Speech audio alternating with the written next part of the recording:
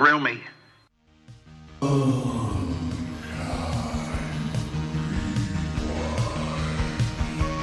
gonna name you Kodo. You get a name too, Podo. His name is Happy Harry Hardon. He's a total sex maniac. Of course.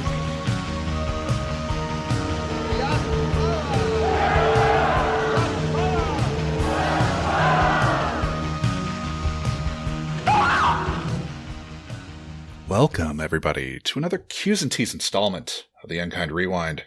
This week, we'll be getting to know our next guest, Nick D'Agostino. Nikki D. Nikki D. Nikki D. So that'll be fun. If you don't know the podcast, the way this works is this week we will be getting to know the guest. Next week, we will be revisiting a film that our guest grew up with, seeing how it measured up to their memories of it, though they've not seen it in ages. If I remember correctly, Nick had not seen this in... It had been a while. Yeah, since he was 10? It's always a while. Yeah. We're not going to accept something that somebody saw, last year. No. It just won't make the cut, guys and girls. It won't. No. I'm Josh Dugan, broadcasting from the Great White North. I'm joined on the line by my co-host, Sean McGrath. Sean, how are things? Things are good. Pretty close to the Great White Way. Sure, yeah. Yeah. Broadway, not too far from where I'm at. Yeah, let's see. We're in good movie season. We sure are. So I've been hitting some good movies. I saw some nice SAG screenings. Okay. Got to go see Mastermind, the new Kelly Reichardt movie with Josh O'Connor. Oh, nice. She admitted in the Q&A that she just felt bad for him because he wasn't getting enough work. Okay, right. So she kind of threw him a bone. Yeah. By making him the lead. He's in like 17 movies a year, it seems. It's a good time to be his agent, as we say in the biz. Yeah. Good time to be Josh O'Connor's agent. And then I just went and saw Good Boy. Do you know about this? I know the name. It's a very independent movie. Currently on Shudder, but also playing in some select cities on the big screen, which I'd recommend. Okay. But it is kind of a horror movie as told through the perspective of a dog. Oh, right. Yes. Yeah. Okay. The names associated with the movie were new to me, but yeah, interesting take on it. Obviously, there's some novelty there, but I think they did a really good job. I'm a total mark for dog stuff. Yeah. I mean, your favorite movie is Milo and Otis. It followed closely by Homeward Bound. Homeward Bound, Benji 2, The Hunted. Yes. Yeah, much better than the first Benji. Yeah. Turner and Hooch. I got that on the first or second one, Benji the Hunted. And I haven't seen it since wild. I was like 8. Yeah, that's I wild. mean, total random, Yeah. But Friday the 13th, part 3 burned me, so... Whatever. Yeah, Josh was talking about cinequote.net, if you must know, which... I took it on the chin. If you read the newsletter, I really fucked up on Friday the 13th, part 3. I was really hurt, though. Like, I didn't know what to do. They never mentioned Jason in that movie. They did not, yeah. They never mentioned a hockey mask. They mentioned Crystal Lake once, and I brought it up. But, like, by that point, you're just guessing sequels. Oh, exactly. Once Crystal Lake came up, it's like, okay, I'd actually thought it was maybe a Friday the 13th before that. Yeah. But I didn't. Crystal Lake confirmed it, and then I'd run out of... The only thing you could really have done is, if you'd seen the movie... I have, but I've seen it once, like 20 years ago. Well, okay. If you know the movie, there's a character name that is dropped in that fifth quote. Yeah. And then you'd have to know, okay, they're talking about that in the past. Like, okay, basically the protagonist of part 2, but it's talking about, like, recently, blah, blah, blah, blah, blah. But I needed to say Crystal Lake, basically, in the first quote. Yeah, especially because there are, 10? 10, at least 10. Yeah. And then there's a remake with the same name that I took out of the running. I just eliminated that as a guess. Yeah. Which I do sometimes. I'll just say... Or if there's another movie with the same name that's like 2 years off of that, and it's clearly like a direct-to-video thing. There was a movie yesterday, I guess we could talk about it, that has a remake with the same exact name. Yeah. Which is something that they're doing now that I hate. I just like how we always have to... Like, for example, the Superman movie that came out. Right. It's not Superman 2025. No. But you're going to have to call it that. Yeah. Which I didn't like, for the record. But I mean, at least those are like super far apart. Sure, but if we're talking like... I know. Okay, I'm not going to get on a rant here. I did see Train Dreams, and I liked it quite a bit. Nice. I think that's kind of like one of my standouts right now. I'm excited for that. Obviously, Train Dreams is based on the Dennis Johnson novella. Mm-hmm. That is one of my favorite books ever. Yeah, it's a great book. You know, this isn't a book podcast, but certainly we touch on it here and there when we have adaptations. Definitely recommend the book. And Josh would probably urge you to read most of Dennis Johnson's stuff. Yeah. You can actually skip Tree of Smoke, funny enough. Okay. His one National Book Award winner is kind of a turgid mess. But I really, really like Train Dreams. I'm trying to corral exactly how I feel about it before I give it a rating on Letterboxd. But yeah, it's really good. I'm excited for it and have been since I saw the trailer. The trailer was like, okay, I think they're going to get to the heart of like what worked, you know? Mm-hmm. The two, kind of interesting things they do. One, they start you off with just kind of an omniscient narrator that's not a character. Yeah. And the second thing they do is they shoot at 3:2, which is really unusual, but it gives the aspect ratio really gives a benefit to the height of things in the movie. And because most of this is kind of clear cutting and lumberjacking and work through the Western states and Pacific states, you really get the sense of these men being dwarfed by 1,000-year-old trees. Mm-hmm. It'll be interesting to see your take on it, being a bigger Dennis Johnson guy than me. Yeah. You could have more gripes with it, certainly, than I do. Just because the book isn't super fresh. I haven't read it in over a decade. Okay. So, though I might reread it just for shits and gigs. And then I'm going to see a Amanda Seyfried movie tonight. Uh-huh. It's a strange one. It's directed by Mona Fastfold. Do you know that name? I don't. Did she do like Victoria or something? She did that movie about lesbians in the mid-19th century with Catherine Waterston and... Oh, God. People are yelling. I mean, this sounds like it's right up my alley. Okay. I've been in a room with Catherine Waterston, and she is more in person than on screen, is like very striking. Okay. Yeah, this was Vanessa Kirby and Catherine Waterston. And yeah, I think it's kind of a frontier lesbian story, but that's Mona Fastfold. And this current movie is called The Testament of Ann Lee, an epic fable about religious leader Ann Lee, the founding leader of the Shaker movement. Okay. So next time we talk, maybe I'll give you my 2 cents on that. Right. It's her and Lewis Pullman. Okay. And Thomasin McKenzie and indie star Christopher Abbott. Been in a room with actually both Christopher Abbott and Thomasin McKenzie. How about Tim Blake Nelson? He's in this. I've not been in a room with Tim Blake Nelson. Thomasin McKenzie? Yes. Okay. That's what I said. Her and Christopher Abbott. Christopher gotcha. Abbott was a very big room. It was the South by Southwest Awards for 2012 or something. 2014.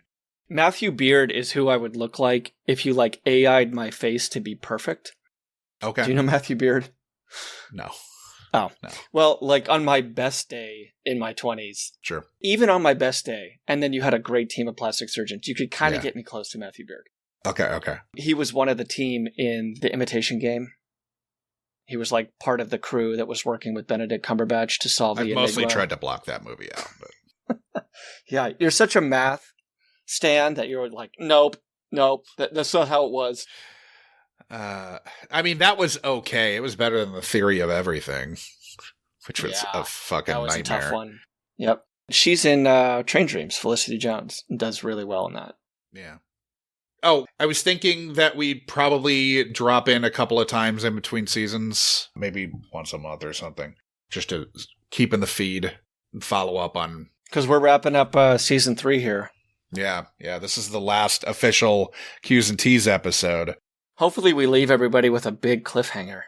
I can already tell you that we will. Should we mention now that there's a cut to black and then a gunshot at the end of this taping? Yeah. Okay. Yeah. What, either you, me, or our... Who shot whoever? We won't even tell you who was shot. Either you, me, or Nick dies. Yes.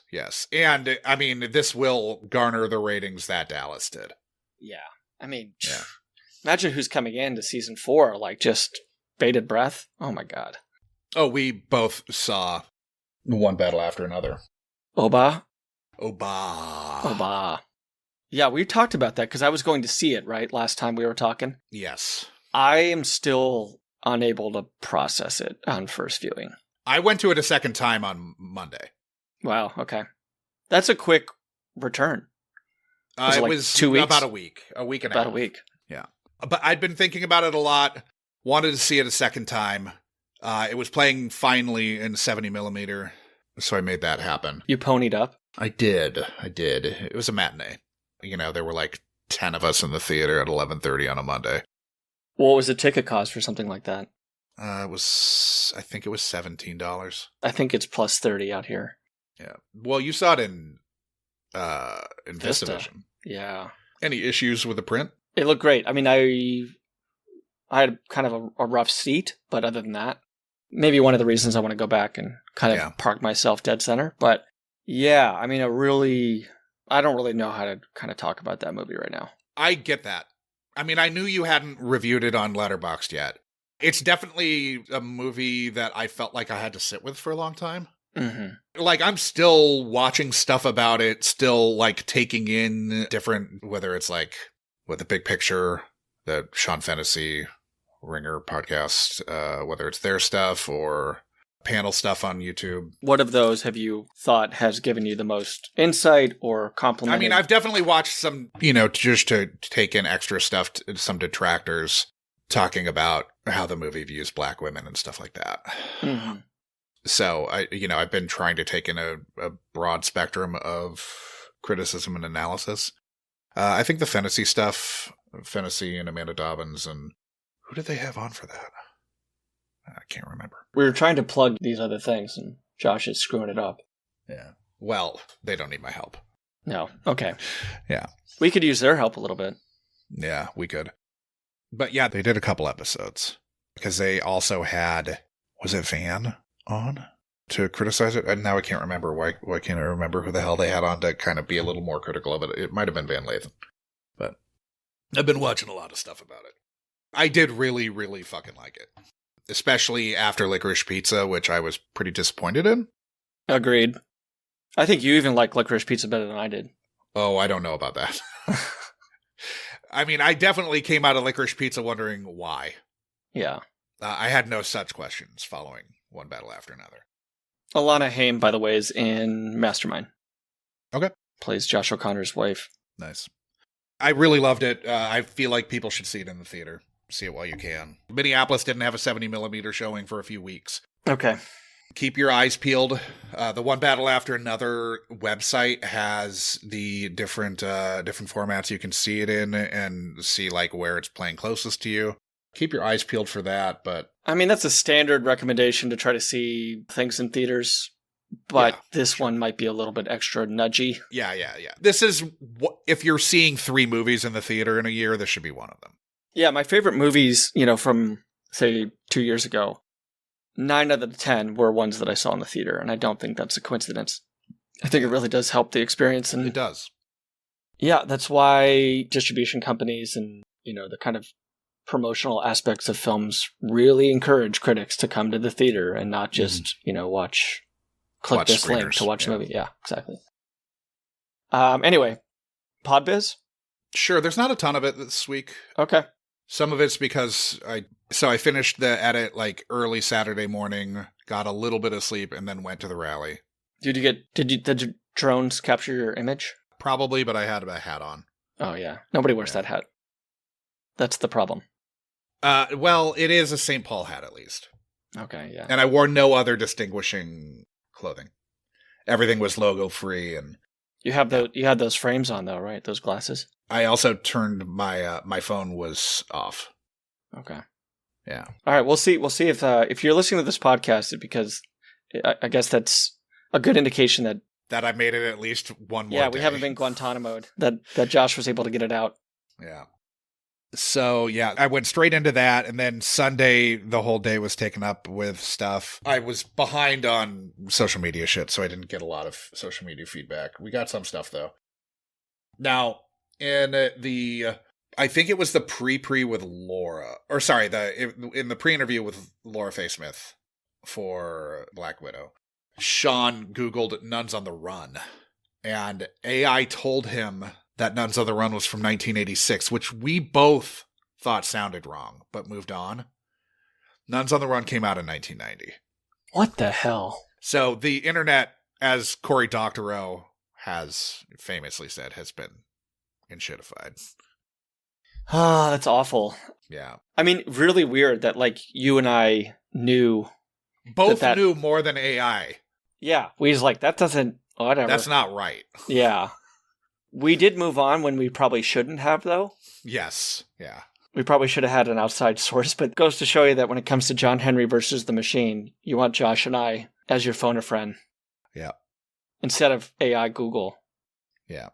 Now on Blue Sky before the main event, Mobius 13 said, if I remember right, this week's choice came out early in the year and did okay, but Fatal Attraction was a big smash that year for this kind of film, and our movie kind of got left behind in later years. Looking forward to watching it for probably the first time since it came out. So Mobius 13 had seen it. Was he related to Laura Faye? I don't know. I can't say for sure. Maybe a cousin or something. Yeah, came over. It's possible. It's possible. Okay. But that kind of makes sense. That it's probable. Fatal Attraction kind of wiped it. Yeah, and Fatal Attraction had, I mean, it just had so much more sex to it. Yes, there was way more sex. You know, it was a love triangle where the male was more not dumb. Yeah, and I think, like, cumulative star power, if you're going Winger and Russell versus Close and Douglas. Yeah. You're in trouble. Also, you don't have the iconic rabbit, you know. No, you don't have that. You don't have a thing that would be a meme now, you know, like you don't have that one moment that is like cutting through the cultural consciousness in a way that like everybody fucking knew about the rabbit is still a joke in movies like 3 or 4 years later. Yeah. You know, like it is this ever-present thing that Fatal Attraction had that. Yeah, there's nothing in Black Widow that is culturally relevant enough to be satirized. Right. Yes. And then the only other stuff we have is Gopher Ball said, I can't remember if I ever saw this week's movie, but its print advertising campaign was relentless, like months ahead of time. And if I was seeing them, I'm not sure why they were targeting sports magazines. Yeah, what was the magazine Laura Faye was talking about, like Teen Vogue or something? It was 17, I think. 17, yeah. But yeah, they were targeting sports magazines, apparently. And then Gopher Balls added, maybe it was to save money because I don't remember seeing a trailer or TV ads. What's the sports connection? Well, Gopher Balls would have only been reading a sports magazine. Yeah, but I mean, was it in the scuba section, perhaps? Could that? Know. Yeah, okay. Maybe. You know, who not to make out with at the pool when you're doing your scuba training. It was, 1987, so scuba was hot. Yeah, scuba was in. Yeah. There's a scuba shop on every corner in America. Scuba was the cat's pajamas. Scuba was like BMX underwater. Yeah. It was basically all scuba and extreme dirt biking, but like, you know, huffies, not motorized. BMX bandits and fucking rad. Yeah, I was talking to a friend about, like, we have to come up with a term for the one movie that you saw as a kid that nobody else knows of. Yes. We're still working on that. Listeners, if you know what we're talking about, everybody has that one movie. Laura Faye had a couple of them, but... Like, am I gaslighting myself? Sure. Maybe it's that. But a friend of mine was like, Dirt Bike Kid. Do you know about Dirt Bike Kid? I have seen the name of that movie before. Okay. But I couldn't tell you one fucking thing about Dirt Bike Kid. But I have seen the name of that movie. I don't know that I've seen the box art. Dirt Bike Kid seems to me like a movie title that could have been facetiously made up for me to guess wrong on a trivia question. Yes. Yeah, I can't tell you anything about it either, but apparently it was watched incessantly by somebody in Yeah, I have no frame of reference for that. Maybe we'll get to it. Maybe it'll show up on someone's list, one of our guests. Yeah. So I'm still not sure what to do with dropping back in here or there for bonus episodes between the seasons. Maybe we watch something for it? Sure. We could watch something, San's Guest. We could watch something. Yeah. I was thinking it'd just be you and me. Maybe if Adam has time, he could drop in or something, but nothing. I don't want to have to. I don't want to have to really write an episode, you know? I don't want a 4-page outline of what's going on. Yeah, informal stuff. As you figure out which one of us got murdered. Right, because we'll have recorded those before our deaths. Yeah. Yeah. It's like a time travel movie. Like, don't look too hard under the hood. Yeah. Sorry. You just had me thinking about the movie I watched last night, The Triangle.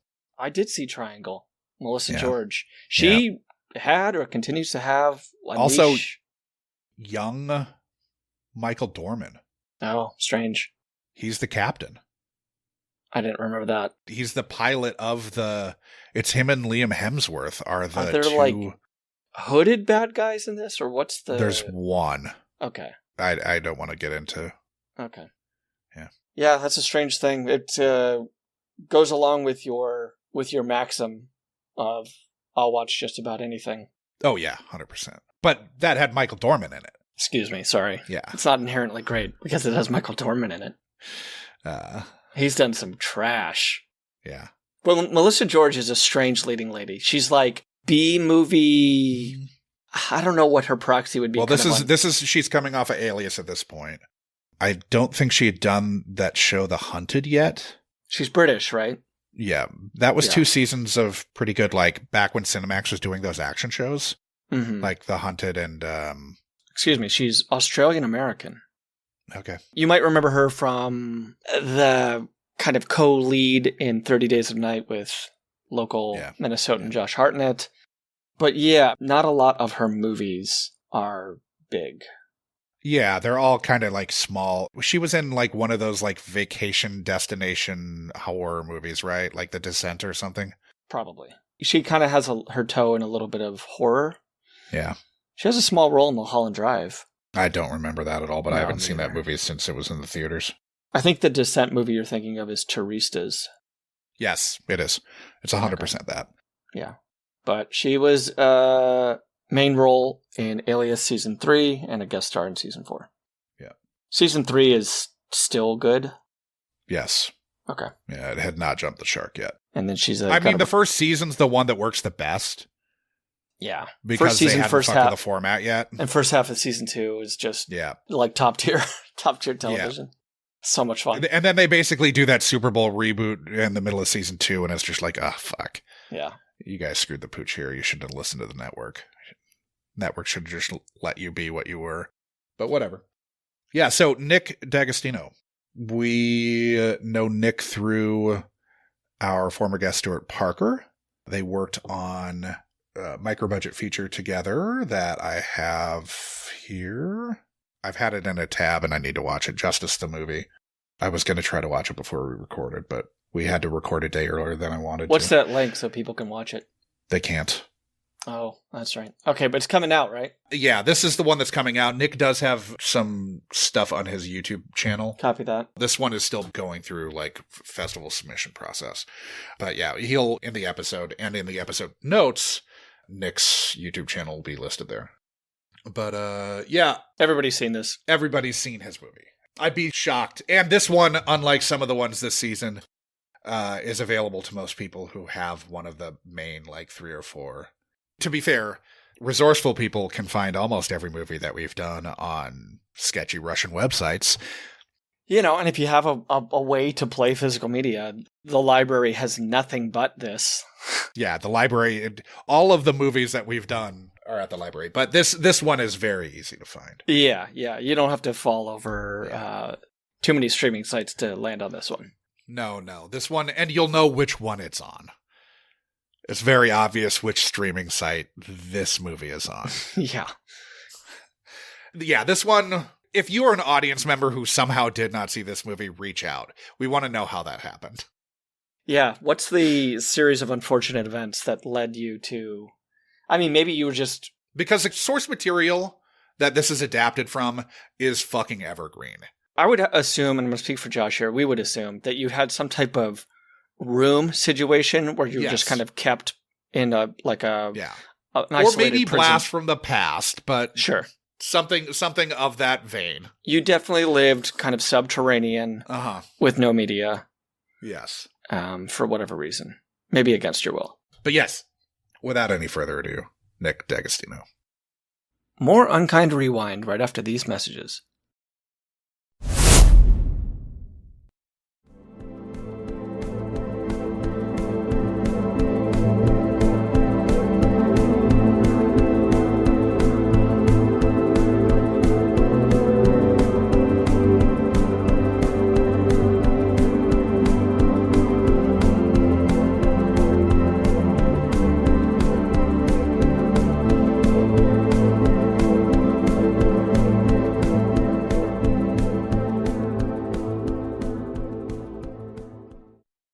Welcome, everybody, to another Q's and T's installment of the Unkind Rewind. This week, we are getting to know Nick D'Agostino. I'm Josh Dugan. I am joined on the mic by my co-host, Sean McGrath. Joined on different mics. Yep. Different mics. We're not sharing a mic. We tried that once when we did our Lady and the Tramp episode. Yeah. We kept hitting each other and well, headbutting each other. We kept kissing. Sure. But you can call it headbutting, whatever. But now we got different mics and we're in different locations. But yeah, welcome to the Unkind Rewind, people. What do we do on this show, Josh? On this show, we get to know our guest, Nick, and then we dive into a movie that he grew up watching, but has not seen as an adult, to see how this movie stands the test of time, and to see how his memory holds up too. It's sort of a dual purpose thing, and also stands the test of Nick. Yes, that's what it's really all about. The big test. So Nick, why don't you tell us a little bit about yourself?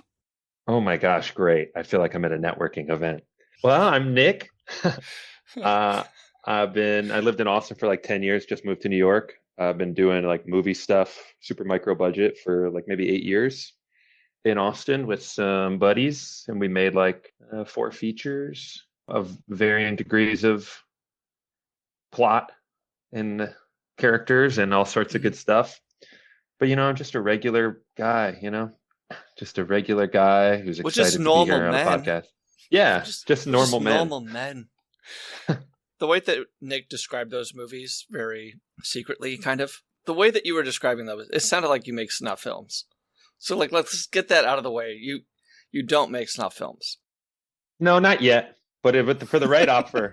When you said plot of varying degrees, I got a little concerned. It's hard not to be humble about your tiny independent films. But no, there's no vulgar, graphic, sexual content, unfortunately. Okay. But you're not going the Joe Swanberg route? God, I would love to go the Joe Swanberg route. Give me a 3-season show on Netflix where celebrities have sex. That sounds good. So process-wise, because this is something I'm interested in, and I don't care if the rest of the audience is or isn't. So process-wise, how much of a script do you have going into making one of the micro-budget features that you're talking about? I think it varies. The 2 that I've directed, the first one was very influenced by a Swanberg or Bajowski kind of energy. So it was the script is very much informed by the resources that we have. Mm-hmm. So I live in a house with 5 roommates. Okay, let's make a movie that takes place in a house over the course of a day with 5 roommates. Okay. You know what I mean? And then the second project was mockumentary style, in part because it felt like a really fun way to explore the mix of comedy and a little bit of horror stuff. And then also it's very budget friendly to do a mockumentary. Sure. I would say that second project was maybe a 40-page script. Some scenes very outlined, others just knowing who's going to be in the project, trusting them to kind of get the ideas and maybe just a couple rough ideas of where the scene's going to go. And then for the couple of projects that I've produced, oftentimes with my creative partner, Logan Dorn, he directed 2 of those. And those scripts, you go into them pretty fleshed out with the understanding that let's be over prepared and then be comfortable to riff or change things based on how we're feeling. Right. Yeah. Nick, what about a movie about being dragged onto an episode of a podcast to record? I wouldn't say I was dragged. I see I was invited, cordially invited. Look, semantics aside, you're here. It's a micro budget. Let's roll the cameras. The first podcast movie that came to my mind was Tusk. So I hope this doesn't end anyway like Tusk did. I don't know if you saw that. Yeah, we're not recording together in one location, so I think it's a pretty safe bet that you're not going to get tusked. Yeah. I don't want to be a walrus, although... Well, you've also seen Stuart, who, I guess it should be said, Stuart, our guest for Just One of the Guys, he's been like a producing partner in a couple of things. He's also produced a short of mine that's not done yet. Not in post, it's not done yet. But wait, I'm just hearkening back to Just One of the Guys, and I was going to chime in on a line, but he really did say, "Are those what I think they are?" Right? Yeah. Okay, so when she revealed her breasts, the man said, "Are those what I think they are?" Okay, just letting that sit there for a second. That was actually a response to seeing breasts. That is, I will say, incredible writing. I think just let's be honest about that. That's genius. 100%. What else could they be at that stage of, this isn't Industrial Lights and Magic. That tells you everything you need to know about that character. That's true. Nick, what do you think of the movie Lock? The one where Tom Hardy's in the car? Yeah. I love it. I love hearing him talk about pouring cement. Josh, have you seen Lock? Yeah, it's great. Yeah, Lock is great. I love those locked room or, like single location. Like as someone who writes things, I definitely like to be penned in to where you're, oh no, this is what I have to do. Like I like having to work around limitations a lot. Yeah, that's where we get creative. Yeah. And like limitations of like, how do we shoot this for literally $300? A little bit more than $300, but the short that I shot with Stuart was definitely less than $300 if you don't account for like my driving to Austin to shoot it. Well, yeah, what was craft services on that? That was most of the budget. Okay. Who is Kraft? Exactly.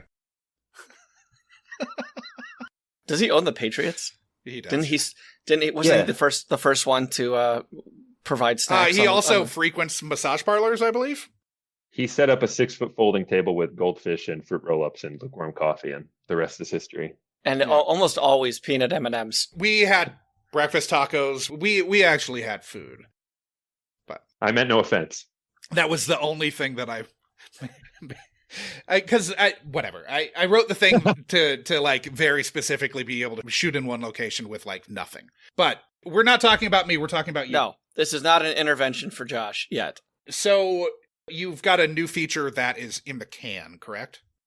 Yeah, it's edited. It's ready to go. We're just kind of waiting on and developing our release strategy, which is maybe harder and less fun than actually making a movie, in my personal opinion. Less fun for sure. Harder for sure. 100%. Yeah. Oh, it's the worst. But you're a producer, right? Yeah, sure. Of course I am. Who isn't? Yeah. That's our boy, Nick. Anyone who's ever been to South by Southwest is a producer, right? That's right. Everyone is a producer. So how did you get into making film? I guess I just liked movies as a kid. My dad would show me movies that I was not supposed to see yet at a young age. Like, I remember watching like Once Upon a Time in America at like 11 years old. My mother being like, I don't think he should be seeing this graphic violence. Half the cast was 11 years old. Unfortunately, yeah. More reason not to see that movie. Yeah. But then I moved to Austin in like 2016 and was an intern at AFS, Austin Film Society. And just through that and working at a rental company right on the lot, Miscellaneous Rentals, I just like met some other homies who wanted to make movies. And I had PA'd and worked a little bit on like more quote unquote like legit sets. And I was always like, why is everybody so angry? Why is everyone yelling at me? I haven't done anything. Yeah. I can get you a water. That's fine. You don't have to shout. And I was sort of like, well, why don't I just do this with my friends and then we'll like what we're making and we'll be nice to each other. And that's kind of what we started doing. I made a short with this kind of same group of people in maybe 2017 and kind of just kept it rolling from there, making stuff little by little. And yeah, this last movie is the largest project to date for us. And yeah, it's been really fun. Keep doing it, hopefully. Do you guys have a production company YouTube channel or anything like that? It's all scattered over the web, but on my YouTube, Sure. you can find pretty much everything or the links to other. It's pretty much all on my YouTube channel. Yeah. Okay. And so how many you've directed 2 features? Yeah, directed 2 features and then produced 2 called? features. Oh, yes. My features are Practically Tropical. And then this new one coming out later this year, early 2026, is called Justice the Movie. Okay. Not to be confused with the word or the principle. Or the band. Or the band. So, having worked on real film sets, air quotes real, bigger productions, were those all in Austin, or were you doing that before you moved to Austin? Yeah, those were all in Austin. And I will say, like, not every larger project I worked on did I feel like was poorly run or anything like that. But I just kind of felt from working on those, the projects that I really enjoyed working on had a certain energy about them that I felt like we could create while making our own projects. Yeah. But yeah, kind of mostly in the Austin area. And I did not do a lot of, I'm not going to act like I was like a long-term set guy or production guy. I maybe worked on like 10 to 12 projects. Sure. And kind of saw the trajectory of where that went. I was working a lot in art department, having a lot of fun, but I felt like if I wanted to make my own stuff, I had to try to get out and do it. Yeah. Having left the industry. Yeah. I can categorically say that it's very, very, very hard to try to make your own shit while you're working on soul crushing shit. Yeah. Nick, are you the only man to have moved out of Austin recently? It's a wave. It's a wave, brother. Is a wave out or a wave It's a in? wave out now. Now It that is. everyone's Oh. leaving. Yeah. Josh did it before it was cool. Okay. I moved to Austin and left Austin after both things were cool. So I'm objectively uncool, but that's okay. Okay, I just wanted to make sure it wasn't like, some post-apocalyptic movie where every car is on the freeway leaving a city and there's like that lone motorcyclist who's going into it. Like that was you leaving Austin. No, I like that better. That's what it was. You're a real Daryl Dixon. Yeah. TBD on that comp. I'll see how I feel about that. Maybe a Rick Grimes. Yeah. Anybody but Carl. Anybody but Carl. We've had a lot of Austin people on because obviously I spent a long time there. What's your relationship to Austin? Because this comes up fairly frequently. Maybe it's just because I recently left. I love Austin. Okay. Obviously, I think like any American city, like it's changing. And I always think it's funny when people are like surprised or upset that a city's changing.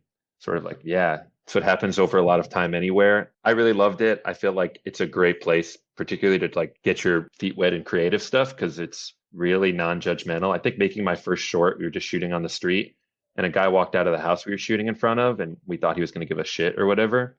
He was like, hey, I see you guys are filming. Let me know if you guys need some water or like use the restroom, need a break from the heat. Like it is that kind of city. You don't have to get permits for anything.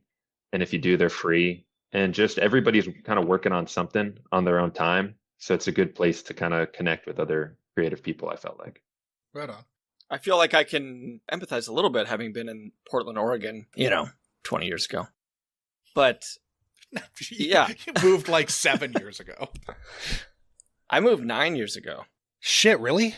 Yeah, God damn. I know. When we started this podcast, it was 5 years ago. When we started doing test episodes, it was 5 years ago. But Yeah, I moved in 2016. But I had a good chunk in Portland, and it did, like, I feel like Portland and Austin, beyond just, like, stealing each other's bumper stickers of keep blank weird, did have a lot of similarities in its kind of ethos and spirit in a lot of ways. Maybe also its food carts and food trucks. And both are being co-opted by big tech. Yeah, both are being co-opted by tech, and both are becoming increasingly harder to drive around in and live in. But yeah, it did afford me space to be creative. And the community was easier to find there than a bigger city like New York or LA, because you would see people at the same things, you would work on the same things, and from there you could link up and forge new projects. And even as a stand-up, when I was just having moved to Portland, I could do stand-up comedy to an audience, and I'm using a lot of air quotes here, almost every night of the week. Wow. I couldn't do that in LA, but I knew that, like, Sunday nights you could go to Harvey's, and Monday nights you could go to the Boiler Room, and Tuesday nights you could go to Suki's and the Wooden Chicken and Roscoe's. And there were places to get time that I think if you were fresh off the boat out of college and wanted to go become a stand-up comic and you're like, oh, I should go to New York, you're just not going to get the time. Right. And I think that kind of extrapolates in a way that I was allowed to be creative and get things done in an easier way than if I tried to do the same thing in a much larger, more perhaps cynical environment. Sure. Same. But yeah, I mean, I made a lot of films initially through, well, the first thing I did was kind of a spoof diving competition. But then after that, did a lot of shorts through that 48-hour film fest. And Josh actually you were in Albuquerque, right? For when we won? Yeah. So we ended up winning the national competition. Oh, wow. And that allowed us to go to the Cannes Film Fest with that short. Oh. Which was, a 1:30 screening time on a Thursday, but still. You don't have to tell people that for part. a 6-minute short or whatever. Yeah. You can leave those details out. Josh, cut that out. Cut that out, Josh. Cut that. Yeah. Okay. But yeah, I'm glad that you're on the show. I'm glad that you're doing it, because that's 90% of it. It's just to do it. And then now you get the awful 10% of like getting it out there and making sure people see it and just distribution and God bless Film Freeway, right? Oh, God bless Film Freeway. Yeah. It's submitting to every fucking thing on Film Freeway. Yeah. Yep. So I guess let's dive in a little bit to your background. What would you say your childhood was like? Oh my gosh, so good. No, it was actually pretty good. I'm a pretty lucky guy. I was an only child, grew up in Boston to older parents. And as far as my connection to like movies and art stuff, I imagine my dad was sort of really into musicals, which was weird. If you ever met him, you would never guess that. Woo! He's just he's just like a handyman kind of guy who's like, will paint the whole house on a weekend off. But like I'm from Boston. We'd like go into New York every once in a while to like go see Wicked or Chicago. And we would like listen to the soundtracks ahead of time. And then like when my friends in school would ask me like why I'm going into the city, I like didn't want to tell them that it was to see a musical. So I'd be like, just visiting family, You told them that you're going to go see a Yankee game, even knowing that would get you beat up, but you still took it? Yeah, I would rather go watch a Yankee game than admit that I know all the words to Popular and Wicked, but I did, and I might still. No, Nick, own it, Nick. As one of the two hosts of this show that has Broadway blood, you got to own that. I think it's okay to like musicals. There are a lot of terrible movie musicals, and I think we have to acknowledge that. But musicals are really fun if you just let yourself be corny. Let yourself accept the corniness. It's a beautiful experience. Yeah. So perhaps one, hearkening back to one of the actresses from Wicked, perhaps you should let it go. Just let it go. I'm going to hold on. Let me write that down. Yeah. Josh and I are the yin and yang of musical appreciation here. Okay. I grew up having to sing shit from musicals. Like it's not like I'm not, but movie musicals almost always suck. But you said having to. That's a big key point. You were forced to. When you lay back on the couch and you talk about this with your therapist, you need to bring up that this was under duress, right. You were being forced to. Some of the songs are fine, but we don't want fine, Josh. Fine is not good enough in this world. Sean and I were literally, before we were recording this, we were recording the intro for a different episode, and musicals came up. So this is very fresh and raw. Okay. Which is why that's what's happening here, Nick. Yeah. Sorry. Okay. Sorry to trigger you guys. It'll make sense in the Sean was baiting people to call into the call-in line and try to make me watch musicals. Like this was literally just happening 20 minutes before we were recording. So. Yeah. Okay. So it'll be apparent once you hear this thing now, back. Was your dad trying to exorcise the Curse of the Bambino in going to all of these musicals, or what was do you think there was a impetus or rationale behind all of this? That I think he just loves the arts. Okay. In a way that is sort of a secret. Like He may or may not remember my birthday, but he does remember the year Eye of the Needle starring Donald Sutherland came out, and he remembers seeing it in theaters. Okay. So, Was your mother different? Was your mother also a supporter of the arts, but more vocal about it, or less hidden about it? it's just fun to think of your parents as supporters or not supporters of the arts. But yeah, I think my mom had a better She's a sense benefactor. She was a benefactor. I feel like she'd be more down to watch like a stupid ass movie with me. Like she could laugh at an Adam Sandler movie or like Will Ferrell. She could get that in a different way. But we watched a lot of like Alfred Hitchcock. I remember like Vertigo is another movie I watched probably at like 12 or 13 years old and being like, what is happening? Or then like Errol Flynn's like swashbucklers, like Captain Blood, Robin Hood, just watching all these old movies. And I guess that was part of being an only child. Like all my references were like Laurel Canyon folk music and, black and white action adventure movies. And then at school, I didn't know what to talk to people about. They weren't down with Jackson Brown? They didn't really get it. I don't think they had heard Late for the Sky at the same time that I had. Okay. What was it about?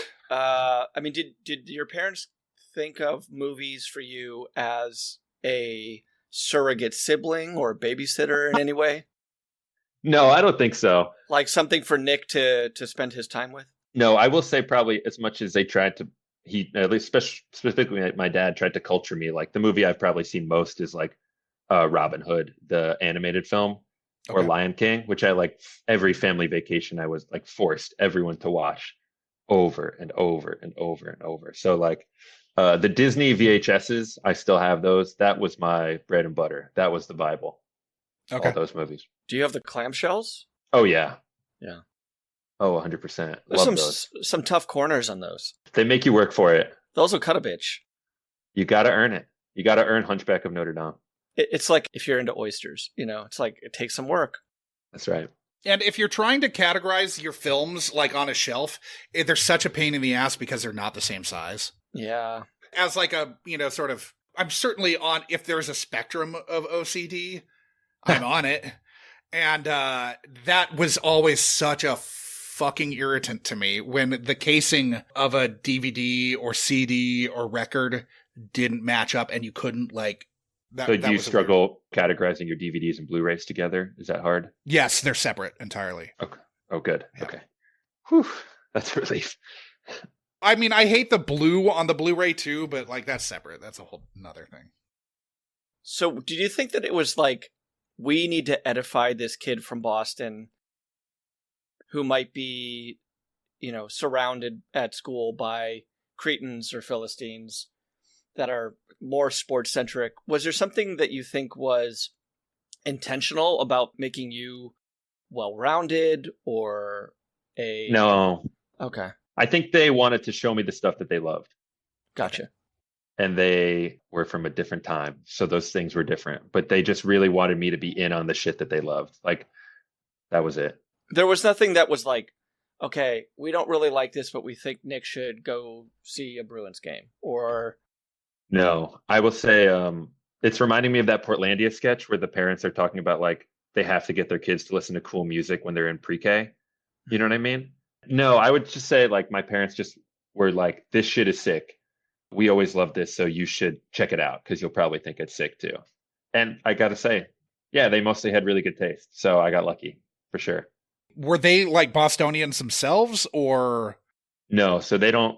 My dad's from Connecticut and my mom's from Chicago. So they don't have the accent. So I don't really have the accent.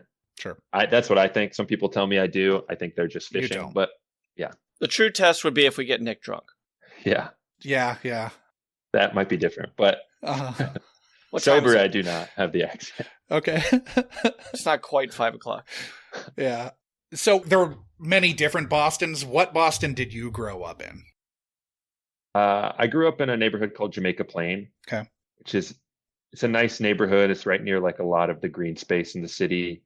Definitely not like what you think of or what you see when you see like a classic Boston movie. Like I did not grow up on L Street. Like Whitey Bulger was not hanging out around the corner or Sure. anything. You weren't friends with Eddie Coyle? No, sadly, no. Yeah. Did Dennis Lehane write about Jamaica Plains? He never did. So that kind of tells you how, Sure. the level of cool it was. But it's a beautiful neighborhood to grow up in. When people from Boston talk to me, they're like, damn, you were lucky. And I was for sure. But I went to school like in Fenway, near like the medical district near Fenway Park, and with kids from all over the city. So you definitely had like sort of all kinds. You definitely met kids who grew up where Mystic River was based. Yeah. And I will say there's like the funniest person you'll ever meet is always like a kid in your English class in 8th grade in Boston. Like the funniest fucking people I've ever met in my entire life are just like the asshole in your middle school English class. And still are. Like, They never graduated. They're still there. I hope he's doing better than that. But if he's still there in that classroom, he's still bringing joy to a lot of kids. Yeah. God bless that boy. That weird 35-year-old sitting in the back of the room. Bro. Can you do the Boston accent? Can you do the thick Boston accent when you need to? When I need to, yeah. When like the bat signal goes up, I can put it on a little bit. But I don't know if a true Bostonian would like I mean, it. you've been roped into acting on some of your movies, right? Yes, I've definitely been roped in by others and by myself. And I do a little improv too. So I definitely do some acting. And definitely if I'm doing an improv scene and don't have anything, I definitely start doing Fenway Park bullshit, motherfucker. Yeah, that kind of shit. Yeah. Okay. For sure. Yeah. You sound as good as Cole Hauser, at least. So it's passable. It's passable. Thanks.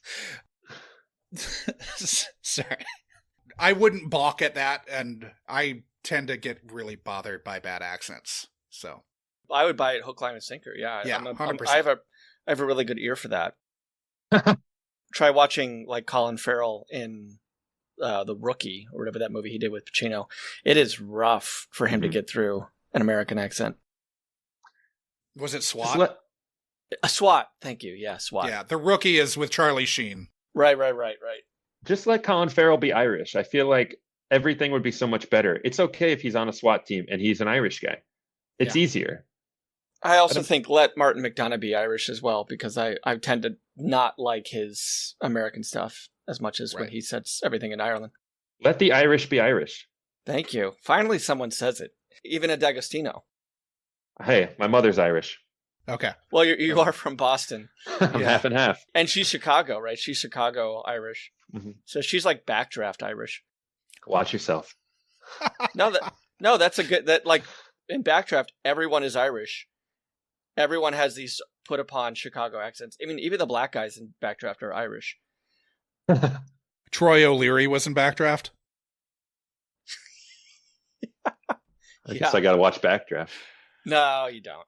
Okay. It's a propaganda movie for fire department recruitment. It's basically Top Gun for the U.S. Navy. But Could be a good career. Yeah, there is a statistic at the end of Backdraft that 99% of firefighters are arsonists. Are Irish. Yeah, spoiler. But no, it says there are 1,295,000. I'm a little bit off here, but it's something like 1.2 million active firefighters in the U.S. today. And I was like, let me look that up. And Backdraft, Josh, help me here, 1990, 91, somewhere 90 or around there. 91, yeah. There are less firefighters today. The most amazing thing is that you guys both just knew the year that Backdraft came up right off the We're dome. a little older, so we know what year it came out because when it came out when we were in school. No, because what year? That was amazing. What year did The Thin Man come out, Josh? 1933. Okay. 34. It's the Yeah, last year of the pre-code. So, Nick, it's not that. Yeah. It's that you're talking to a couple fucking weirdos. Wow. I'm honored. Yeah. Speaking of spectrums, we're somewhere on there with dates and stuff. We'll be right back in just a minute.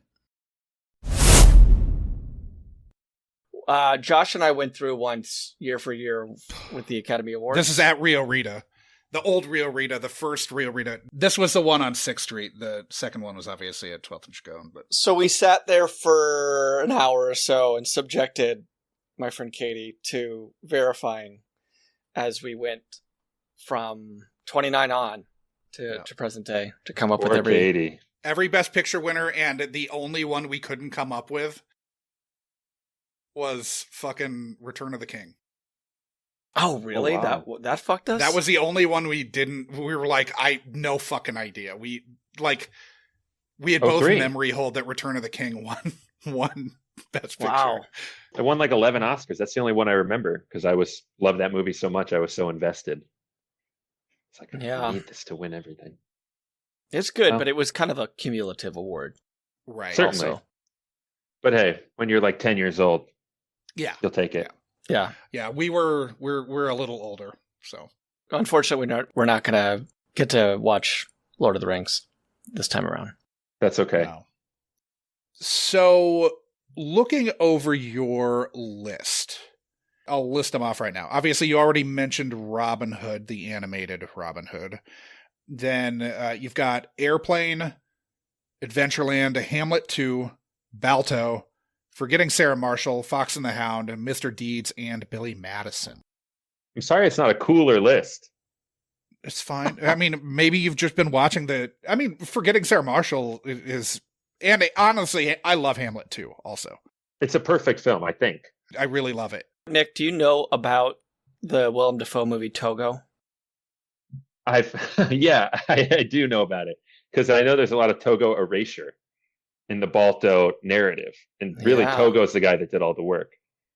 That sounds fine. I know that I'm probably going to be opening, This is such a niche fucking conversation. Sean is like the champion of Togo. I really am. I think Togo is fantastic. Also, I didn't mention this before you popped on, Nick, but when I was in Calgary, in the town of Canmore, I met one of the stars of Togo. I met a sled dog at kind of this pop-up event that was trying to recruit people to do summertime sled dogging through like mountain bike trails or something. It sounded awful. It sounded like I was going to get a concussion.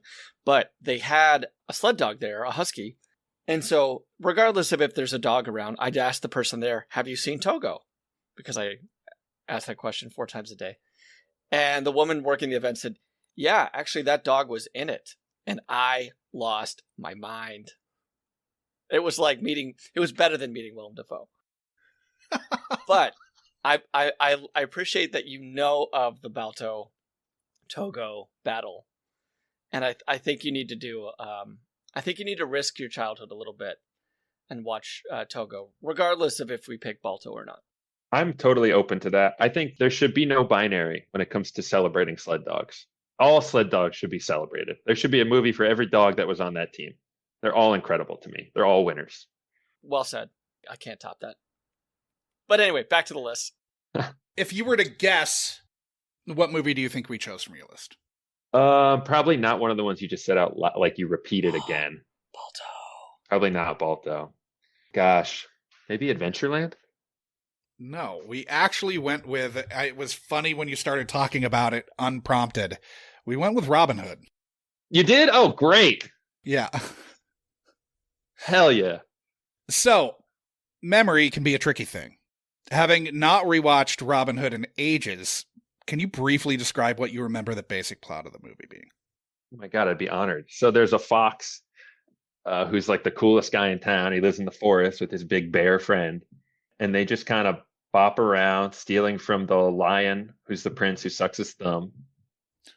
And then there's like a wolf. The wolf is the sheriff of Nottingham. It's just the best telling of Robin Hood that's ever been committed to film. And he's just like a cool ass fox bopping around, shooting arrows perfectly, falling in love with Maid Marian, a total babe as far as cartoon animals are concerned, like a lovely young woman. Yeah, just kind of saving the day. So this is the 1973, right, Josh? Yeah. Disney animated Robin Hood, directed by who knows? Doesn't matter. We should know. A genius. A genius. We'll know next week. We will. That I think a lot of people have a frame of reference for. I would be shocked if the virtual entirety of the listening audience has not seen this film. Right. Regardless of their age. Yeah. So good. 5-year-olds today might have seen Robin Hood. Yeah, 100%. And the music? Well, I guess I can save this for next week, but the music. My God. So the plot, Nick, is just basically Robin Hood. Yeah, that's right. Okay, so it's just the story of Robin Hood, but told with anthropomorphized woodland creatures. Yeah, they did. And also a lion, apparently. An anthropomorphized lion. Yeah. Gotcha. Yeah. It's great. How old were you when Robin Hood was a fixture of your youth? Oh, probably before I have a memory. Like, I think maybe like 3 years old, I started watching that movie on repeat. Okay. And yeah, that would be a movie like, oh, you're on vacation with child Nick. Okay, you're going to watch Robin Hood 20 times. You think there's something else you're going to watch? No, you're mistaken. You're going to watch it again. Are you talking about people that visited you or when you were on vacation? No, you'd go on a group vacation with cousins and aunts and uncles. Okay. People took time off of work. And where would you go? Oh, maybe to like the beach, like a beach around Boston in the Northeast or something like that. Maybe to Maine. And they would spend their vacation watching Robin Hood again. And as they're packing up sunscreen and sun hats and oversized sunglasses, they also are packing up Robin Hood? Oh, I'm bringing Robin Hood. You're bringing Robin Hood. Were you also bringing the VCR, or was there a VCR at like these cabins you were renting? This was probably a time when rentals needed to have a VCR for children like me. Right. Okay. Yeah, just shouting Wobbin Hood, Wobbin Hood. Yeah. Uh-huh. And how long do you think this was like in this sort of permaloop state for you? Longer than it should have been. Probably not long enough to see a psychiatrist, but longer than it should have been. Okay. So like 10, 11? Yeah, probably. Yeah. Okay. What do you think you were like as this Robin Hood obsessed Ute? You know, I'm excited to see it again, but in my memory, I was just a kid with really good taste. Okay. Regardless of the movie, though, like, was it more than just Robin Hood for Disney films for you? Or was this the kind of seminal Disney movie? I was kind of a Disney kid. You were. I loved all those movies. If I'm going to psychoanalyze myself, maybe like A Quieter Kid, Only Child. It's nice to watch the hero's journey play out in such a beautiful way. Robin Hood's such a cool guy. I mean, even as a fox, who wouldn't want to be friends with that guy? Yeah. Come on. It's the best. When do you think the last time you saw Robin Hood was? Oh, God, that's maybe 12 years old, something like that. Okay. So it just full stop at a certain point, like... Yeah. You'd seen it enough. I'd seen it enough. And then at some point in my adult life, somebody told me that all the music was Roger Miller. And I definitely like on YouTube would like watch clips of the Dancing Rooster. I was like, that son of a bitch. But yeah, I probably haven't watched it in full since I was like 12 or 13. Okay. What memories do you have that stick out most about Robin Hood? This could range from what your personal experiences were with a movie or like watching with a specific like set of people. What just sticks out to you? You know, I remember really hating that damn sheriff. And I remember that Robin Hood was so good at pretending to be an old lady. He fooled me. And then really my memory of watching it is like a very one-to-one thing. But just like to this day, it's probably been 20 years. Like every family gathering, like someone will bring up to me that like they had to watch Robin Hood too many times because of me. So I can understand only through retellings that this was a nuisance for a lot of other people. Okay. Were you packing up other movies like on these trips? I probably brought The Lion King. Okay. Those are the two. Those are kind of the stood the test of time for me. Okay. Well, we'll see. Oh yeah, I guess you're right. So what expectations do you have for your return to Robin Hood? Well, I think it's going to be shorter than I remember. I bet it's coming in at like a tight 75 minutes. Okay. And the plot is probably a little less nuanced than I remember it. It's not probably as deep as I'd like to recall, but I really can't think of anything else. I think it's just gonna be a glorious trip down memory lane. Maybe I'm an optimist, but I mean, we've had these episodes go both ways. Sometimes we're all like so pleasantly surprised by how well something's aged, and sometimes we're like, what happened? What was... We don't have a bias on what happens as well. Like, no, there's no agenda on our part. Yeah. Sometimes there is, but not on this one. That's what makes you guys have an agenda. I really hated Space Jam and wanted other people to hate Space Jam. Wow. See, I hadn't seen Space Jam, so like I went in kind of... I never saw it as a kid. Fresh to that. Yeah. But we did have... That was a contentious episode. It was a contentious episode because Josh and I fell down very squarely on one side of that fence. Mm-hmm. Oh, how did the other person feel? How did the guest feel? They loved it. They loved it. Oh no. No, it's okay. But that's fine. I think that's interesting. I think that's interesting podcast episode. And absolutely, we don't want anybody to cater to kind of the wins of the host here. No. We're in it for the experiential, like... It's not about don't us. really care. I can only speak for myself, but I don't have any expectation of this being good or bad going into it. I haven't seen it in even longer, but since about the same age. I remember liking it as a kid, but who knows? You know, I don't think we can change the name at this point, but this is very much the Nick D'Agostino show. So yeah, whatever your experiences are going to be paramount to whatever Josh and I come at it with. Right. Thank you for centering my experience. We do try to center these around the guest's experience and not our own. Yeah, but Josh, do look into permanently changing the name of this podcast to the Nick D'Agostino Show. Sure, we'll do. Side note. I've already copyrighted that. Oh, sorry, Nick. Sorry. No, it's the least you could do. He did it right before you came on, just in case. Yeah, I do it I register the new copyright every week. Only right. Go ahead and Google that. You'll see that it's already parked. He's got the website. Shit, it looks good. Yeah. It was Wix. Oh, no, Wix. Really? Yeah, okay, we went Wix.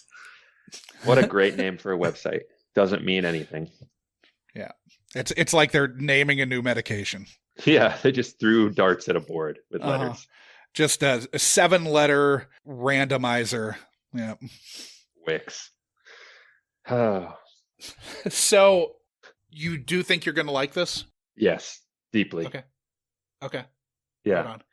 Do you think that your family is going to appreciate that there was a whole podcast dedicated to their trauma? I think they're going to ask me, what's a podcast? No. Yeah. I think remember, they're older parents, Josh. Remember that. They are older parents. He did mention that. Yeah. No, they figured it out. They've gotten that figured out. I think they are going to be really happy that this is the movie. They will think that is 100% what it should have been. And they may or may not listen, but they will be happy it was this movie. Yeah. It's hard enough to get our parents to listen. I think everybody's head here would explode if you asked my father to explain what a podcast is. Josh, what's your experience with Robin Hood? It's one of those things I saw as a kid. We never had any of the Disney VHSs. We might have had this recorded off a TV, even though we didn't have Disney at the time. This might have been on like a VHS with 2 other movies. I don't really remember whether or not that was the case. I definitely saw it, and I had an affinity for the movie. But it wasn't something that I watched on, say, a loop on family vacations or anything like that. Too bad. Yeah, I didn't have Disney. We didn't own this, but I feel like somebody in my orbit had it. Maybe a family member, because it was more than just one watch. I actually feel that Robin Hood, kind of showing our age here, might have been brought back to theaters and shown at a drive-in. I have a kind of a weird, murky memory that I saw Robin Hood at a drive-in along with something else.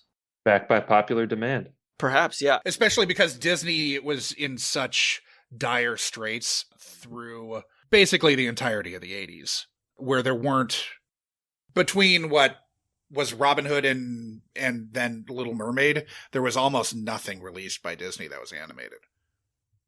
That was like meant for a theatrical audience.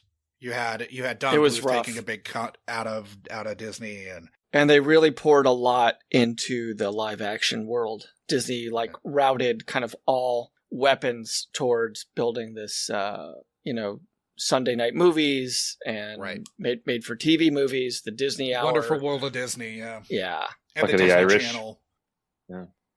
Yeah.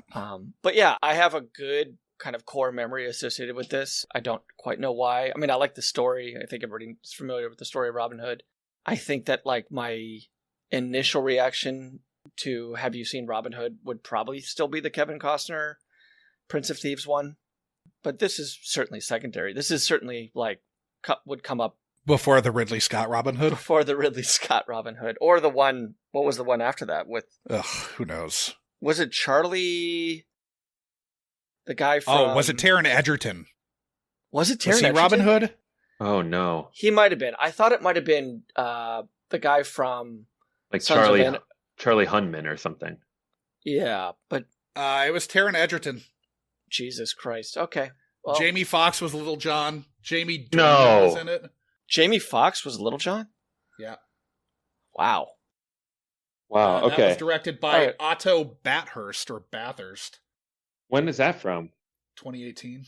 Oh boy. Okay. See, Be good to do a Robin Hood movies ranked. I mean, that could be a whole other podcast. Quick. Listing obviously only the ones you've seen. Where do you put this in relation to the other ones? Okay. Number 1, animated Robin Hood. Okay. Number 2, like the 1960 whatever Errol Flynn Robin Hood. it's Okay. probably way earlier than that. Yeah, it's probably more like 38, but 1959 to 1910, all the same to me. No, Sure. just kidding.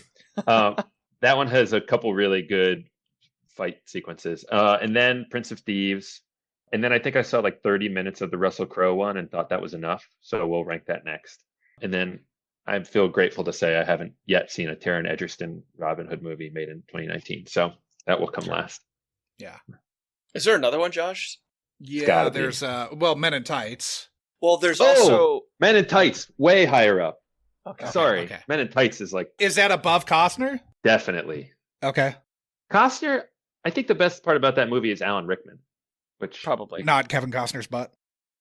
not his butt, by the way. that's a close second. Oh, it's not even his butt? Not Kevin Costner's stunt double's butt. No, Thank then you. I really don't care.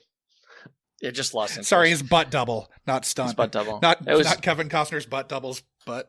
There I guess- is a weird. I guess we could maybe count this the kind of like later in years Robin and Marion. Oh With- yeah, with Sean Sean Connery, Connery. and Audrey Hepburn. Yeah, Oh. Wow. So and that's is that John Borman? yeah, I think it is. So put that one on the queue, Nick. All right, I'm adding it. But first priority though is of course the Unkind Rewind, and the next time we talk, we will all have seen the 1973. Sean, do you have a ranking before having rewatched this? Obviously, neither of us have rewatched this.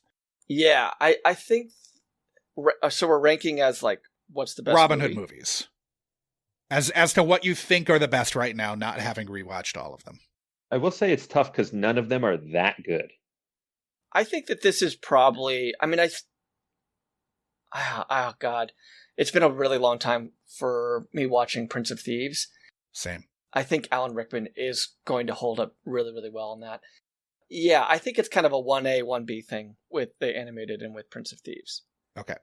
I don't have the sentimentality and the nostalgia wrapped up with this Disney one, much in the same way that I don't have any type of nostalgia with much of the Disney. I wasn't a Disney kid. Yeah, same. But yeah, I think that they're probably on equal footing, more or less. And then, I mean, I think Adventures of Robin Hood, Errol Flynn, I did see that. I think that's got to be pretty high up there. And you're right. I think that is 38. You guys are amazing. Or Sickos. I'll look it up. I don't think I saw Russell Crowe's It's Robin Hood. 38. It is, yeah. Crazy. And I don't think I saw. I definitely didn't see Taron Egerton. Did I see a few clips of the Ridley Scott one? Maybe. I don't remember it. I saw enough of it to be fully not on board. I do not remember. Is the Ridley Scott one the same as the Russell Crowe one? Are those the same? That's Yes. yes. Yeah. Yes. Yep. Okay. Whew. For me, I would definitely go 1A, 1B with Prince of Thieves and the animated. Yeah. I would probably go Robin and Marion after that. I don't have a warm spot in my heart for Men in Tights. I don't really give a shit about that. The Ridley Scott one would be below that. I have a hard time with Errol Flynn because I know too much about him. Fair. And he was a monster. Yeah. Fair. And so I watched, the first time I saw Adventures of Robin Hood was after listening to the Dollop episode about Errol Flynn and what a supreme piece of shit he is. So I was unable to divorce. You can't separate the art from the artist. No, not when you're as big of a monster as Errol Flynn was. Okay. There is So- a Douglas Fairbanks. Yeah, I silent have not movie seen that, obviously. from 1922. That maybe we just turn this into the Robin Hood show. And I saw about as much of the 2018 Robin Hood as I did the 2011 or whatever, the Russell Crowe Ridley Scott one, and both of them are pretty atrocious. There is, Nick, a poorly reviewed Robin Hood with a very young Uma Thurman as Maid Marian. Oh. And Patrick Bergin, who famously is like Julia Roberts' vengeful husband in Sleeping with the Enemy. Sleeping with the Enemy. Oh, right. That was early 90s. So I have no recollection of that. yeah, once we officially... It was directed by John Irvin, who did Hamburger Hill and the Dogs of War with Walken. But he also did Raw Deal with Schwarzenegger. Anyway, once we officially change the name of the podcast to the Nick D'Agostino Show, we can then change the subject matter to just looking at Robin Hood movies. That would be great. Thank you for that. I know I'm not required to, but I have a pretty open week, so I'm going to be watching more than one Robin Hood movie. I'm really going to be ready. We want you to just focus, though, on your list. We think eventually, when we change the name, we'll have you do that. But I think that first and foremost, we want you to focus on the 73. I will. I promise. And if you have Disney Plus, I imagine it's on there for listeners at home. Yeah, I did not look it up. And by the time this drops, it'll be, like a month down the road, so who knows what the fuck will happen. It should still be on there. I mean, I don't know if Disney's you'd think, but you'd also think that Urban Cowboy and Risky Business were still out when we dropped those episodes, and they weren't. They weren't available for anything other than VOD, so... You think that Disney, having put out Togo, would put it on Disney Plus, but they fucking don't. What are they afraid of? They're probably Balto sympathizers. What do they not want us to know? Cowards. And as Josh rolls his eyes, because every time I do a podcast, I bring up how hard it is to see Togo. Oh, I totally Looks agree. like this is currently on Disney. Okay. Yeah, okay. And Hulu, I believe, but definitely on Disney Plus. Very good. Wow, I'm Cool. excited. Well, Nick, when next we meet, we'll have all just rewatched Robin Hood for the first time in decades. So, Wow. yeah. Nick, where can people find you? Yeah. Oh my gosh. I don't think anybody's ever asked me that before. You can find me on Instagram, __bad casino __. Bad Casino or Bat Casino? Bad casino, like a casino that's not going well. Okay. So one that our dear leader would have owned. Yeah, that's right. Our dear leader. And justicethemovie.com for any information about Justice the Movie coming out soon, hopefully. Nice. Well, Nick, thanks for joining us. Thanks, Nick. We'll see you on the other side, buddy. It's an honor. That was another installment of the Unkind Rewind, mining our childhood for content, one film from a guest's past at a time. Unkind Rewind is a Munchcasts production and can be listened to wherever you download your podcasts and watched on the Unkind Rewind YouTube channel. Music for this and every other episode of Unkind Rewind was composed by Divorcio Suave. Rate, review, like, and subscribe to Unkind Rewind on Apple Podcasts, YouTube, Spotify, and Good Pods. Links to all of our social media accounts are in our show notes, but you'll find us as at Unkind Rewind Pod on Letterboxd and nearly every social media platform, all of which can be found at our website, unkindrewind.com. If you have a question, concern, complaint, or feedback, you can email the podcast at unkindrewindpod@gmail.com or call into our call-in line, area code 507-479-6440, and leave a message that can be played on air. Fans should join the Munchcast Discord to discuss this or any other episode of the Unkind Rewind with like-minded people. This dialogue may just make it into a future episode of the pod. The Unkind Rewind Patreon will be coming soon, so start squirreling that pocket change away. Thank you for listening to the Unkind Rewind.